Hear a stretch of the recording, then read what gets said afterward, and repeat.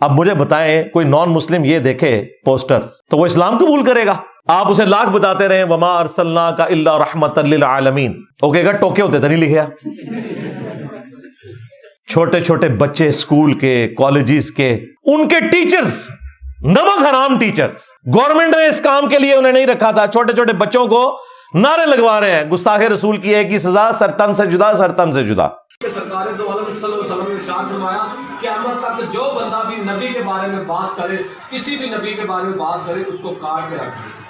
یہ سرکار نے فرمایا، نعرہ سنا ہوگا گستاخ نبی کی ایک سزا، سر تن سے جدا، سر تن سے جدا۔ لہجہ اپنے اندر رکھو کہ جڑا بندہ بھی سرکار کے بارے گل کرے گا، سرکار دو عالم صلی اللہ علیہ وسلم کے بارے گل کرے گا، تو ان کا ایک ہی حال ہے، کی حال ہے، من سب نبی فقتلوہ۔ ہر بچہ اسلام میں یاد کرے، حدیث مبارک ہے، سرکار کی حدیث ہے کہ من سب نبی فقتلوہ، من سب نبی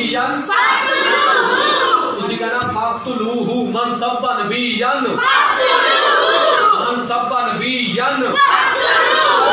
حمزہ ادھر کھڑے ہو جاؤ، بتاؤ کیا تم ظالموں کے ظلم سے ڈر گئے ہو؟ نہیں۔ تو تم کیا کر سکتے ہو؟ ہم اپنے نبی کی عزت کے لیے مر بھی سکتے ہیں اور گستاخ رسول کو مار بھی سکتے ہیں۔ من سب کا نبی سب کا نبی، گستاخ نبی کی ایک سزا، گستاخ نبی کی ایک سزا۔ ماشاءاللہ، یہ میرے گاؤں کے بچوں کا جذبہ ہے۔ ہم اس کے پاس پہنچے ہیں اور ہم نے اس سے بات کرنے کی کوشش کی۔ السلام علیکم۔ وعلیکم السلام۔ کیا نام ہے آپ کا؟ محمد ابوبکر۔ کب سے موجود ہو دھرنے کے اندر؟ ہفتہ ہو گیا؟ ہاں جی۔ من سب نبی من سب نبی فقتلوہ کا مطلب میرے آقا نے فرمایا قیامت تک جڑا میرے بارے چ بات کرے اس کو کاٹ کے رکھ دو۔ فقتلو دین جاوے کسے گستاخ نو، رات تک نیند نہ آوے گستاخ نبی کی ایک صدا، سر تن سے جدا، سر تن سے جدا، گستاخ نبی کی ایک صدا، سر تن سے جدا۔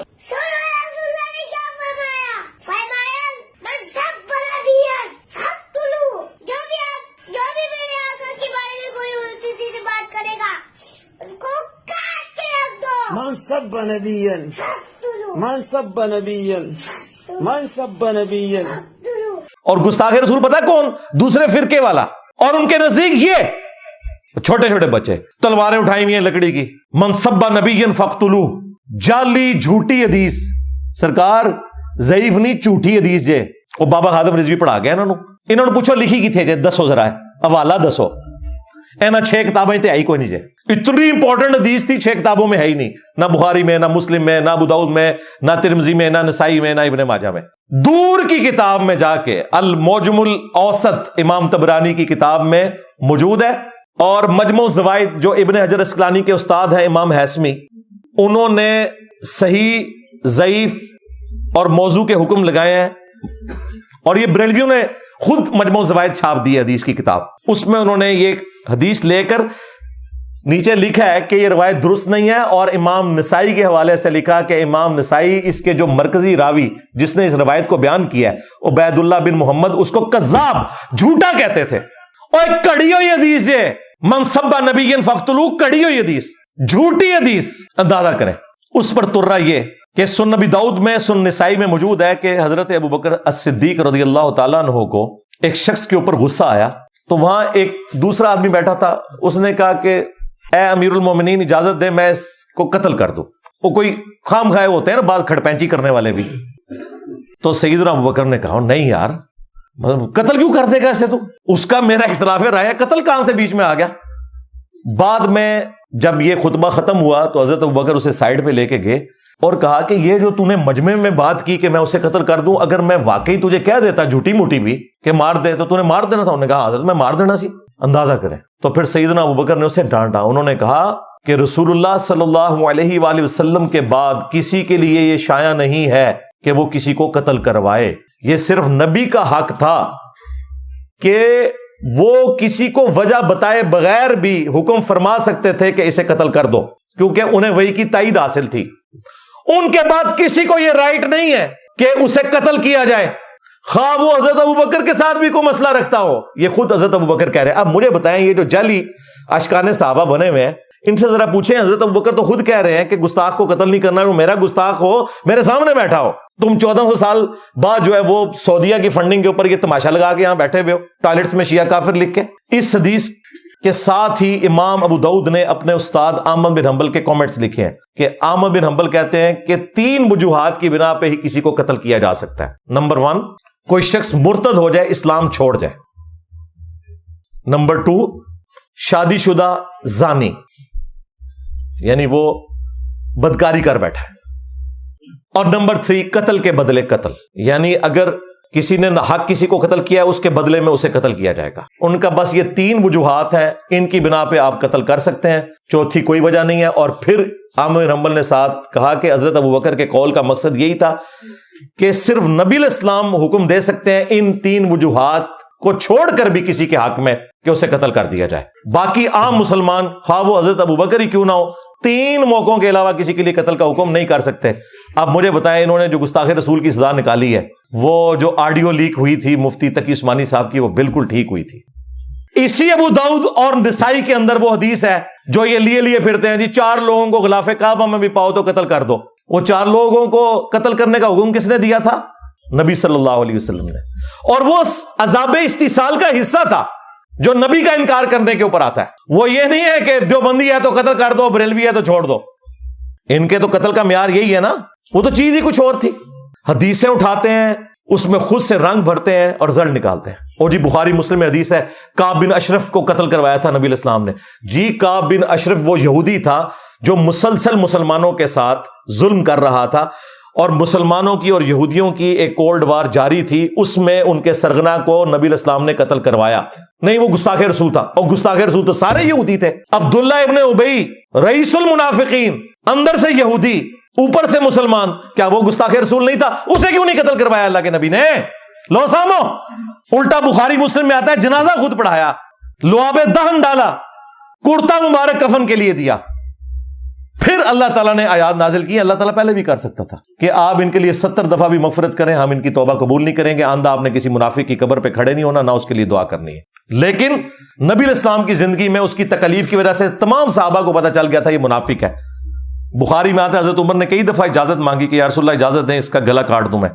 آپ نے فرمایا چھوڑ دو, لوگ کہیں گے اپنے ساتھیوں کو قتل کرواتا ہے. اس سے بڑا تو کوئی گستاخ رسول نہیں تھا نا. تو دقت نظر سے چیزوں کو دیکھا جاتا ہے بھائی, اس طرح نہیں ہوتا.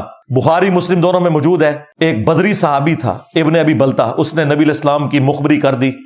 مشرکین عرب کو بتایا کہ ان قریب نبی علیہ السلام مکے پر چڑھائی کرنے والے ہیں, تو یہ جو میں نے حضور کا راز لیک کیا ہے نا, اس کے بدلے میں تم نے میری جو وہاں پہ جائیداد ہے, ایسٹس ہیں, ان کو نقصان نہیں پہنچانا. اللہ تعالیٰ نے وحی کے ذریعے بتا دیا.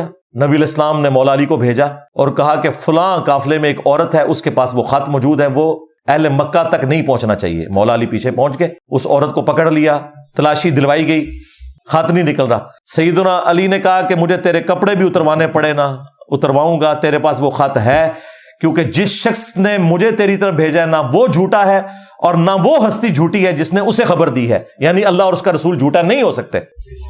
پھر اس نے اپنا جوڑا کھولا, اس میں سے وہ خط نکالا. اب وہ خط نبی علیہ السلام کی بارگاہ میں پہنچا. بخاری مسلم کے الفاظ ہیں, حضرت عمر نے کہا یا رسول اللہ اجازت دیں, اس کا گلا کاٹ دوں میں. جس نے نبی کے ساتھ غداری کی, بالکل صحیح فیصلہ کیا حضرت عمر نے. لیکن حضرت عمر کا تعلق TLP سے نہیں تھا, اجازت لی.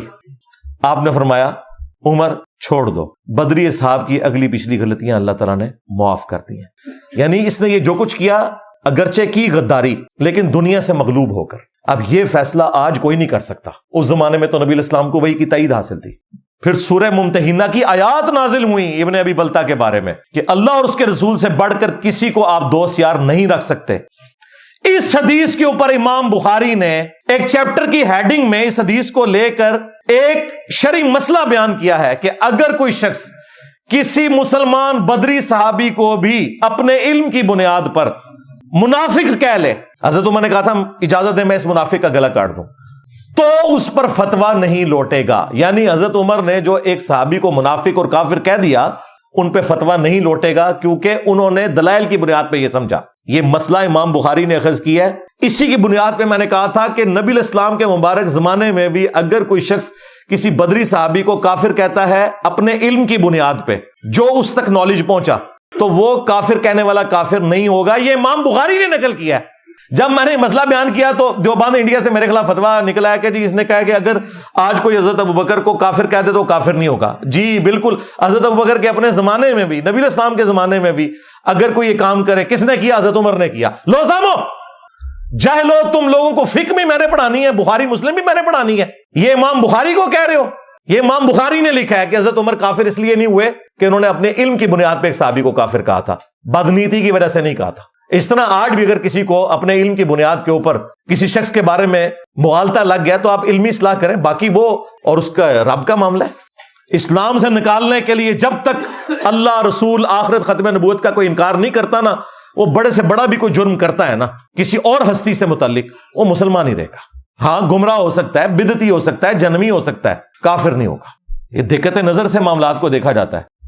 یہ فوراً بغیر ٹکٹ کے چل پڑتے ہیں. وہ انجینئر صاحب نے آیا کہا تو نسوئے تو انجینئر صاحب, اسی تواڈے بڑے نو کچھ نہیں سمجھتے. جائے لو, انجینئر صاحب نے نہیں کیا بخاری چ لکھے ہے, اس دن دا سپ سونگ گیا جائے. اور دیوبند نے جو فتویٰ نکالا تھا نا, میں اس فتوے نال جو کیتی ہے نا, اور فتویٰ تو مر گیا. پھر اس تو بعد کوئی سامنے نہیں جانا, جو بھی آندا جائے گالاں کڑدا جائے, جا کے کہا جی سننا نہیں انجینئر کو. جواب کوئی بھی نہیں, کسی بات کا جواب نہیں. جواب یہ ہے کہ انہیں اہل سنت کے منہج سے بھاگنا ہوگا. اگر یہ قرآن, بخاری, مسلم کو مانتے ہیں تو جو ہم بیان کر رہے ہیں وہ تو لکھا ہوا ہے. تمہاری ساری کہانیاں تمہارے بابوں نے تمہیں پڑھائی ہیں, وہ کہیں پر نہیں لکھی ہوئی, خود بنائی ہوئی ہیں, خود ساخت ہے, جھوٹ کے اوپر مبنی ہے. اسی لیے آڈیو لیکس ہوتی ہیں تو کچھ اور بات نکلتی ہے. جب اپنا مفتی گستاخی کرتا ہے تو کہتے ہیں توبہ قبول ہے, جب کوئی اور کرتا ہے تو کہتے ہیں نہیں جی توبہ تو اللہ کی بارگاہ میں ہے, دنیا میں تو سزا اسٹیبلش ہوگی. تماشا بنایا ہوا انہوں نے, دھوکے میں رکھا ہوا ہے آپ لوگوں کو. نہ یہ دین کے ہیں اور نہ یہ دنیا کے ہیں, یہ صرف چندے کے ہیں. دنیا میں بھی بندہ کوئی رولز اینڈ ریگولیشن کے ساتھ چلتا ہے, وہ کوئی نہیں. ان کو چندہ چاہیے, جھوٹ بولنا پڑے بولیں گے آپ کے ساتھ. اس طریقے سے آپ کو مختلف چیزیں بتا دیں گے, حالانکہ ان آیات کا, ان احادیث کا کوئی لینا دینا نہیں ہے ان کے کسی موقف کے ساتھ. انہوں نے خود ساختہ چیزیں اپنی بنائی ہوئی ہیں. یہ ٹوٹل ان کے پاس چیزیں تھی جو میں نے آج بڑی تفصیل کے ساتھ ڈسکس کر لی ہیں. اس کے بعد کوئی گنجائش نہیں ہے. ہاں اگر کسی نے کوئی علمی دلیل نہیں ماننی, جذبات کے اوپر چلنا ہے, تو اس کا تو کوئی علاج نہیں ہمارے پاس. ہم تو صرف علمی دلائل رکھ سکتے ہیں.